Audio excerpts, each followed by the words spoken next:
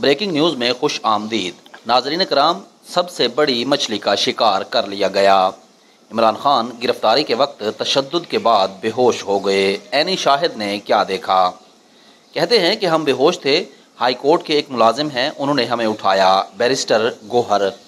عمران خان کے وکیل بیرسٹر گوہر نے عمران خان کی گرفتاری کے وقت اندر کی کہانی بتا دی۔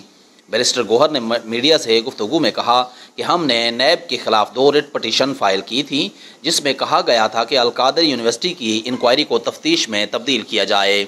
اسی سلسلے میں ہم آج عدالت میں پیش ہوئے تھے۔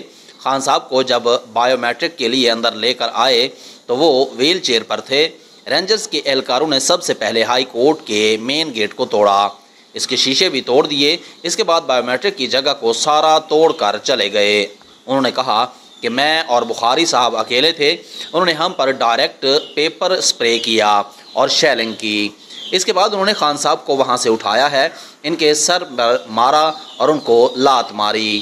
انہوں نے بتایا کہ عمران خان پر تشدد کیا گیا ہے، میں نے دیکھا ہے گرفتار کرنے والے سارے رینجرز تھے، وہ انہیں یہاں سے اٹھا کر لے کر گئے، ان کی ویل چیئر پھینک دی۔ بیرسٹر گوہر کا کہنا تھا کہ ہم بے ہوش تھے، ہائی کورٹ کے ایک ملازم ہیں، انہوں نے ہمیں اٹھایا۔ خان صاحب بھی تقریباً بے ہوش تھے، ان کے زخمی پاؤں پر بھی مارا گیا اور دھکے دیتے ہوئے انہیں لے گئے۔ بریکنگ نیوز میں اب تک کے لیے اتنا ہی۔ آنے والی بریکنگ نیوز تک کے لیے اجازت دیجیے، اپنا خیال رکھیے گا، اللہ حافظ۔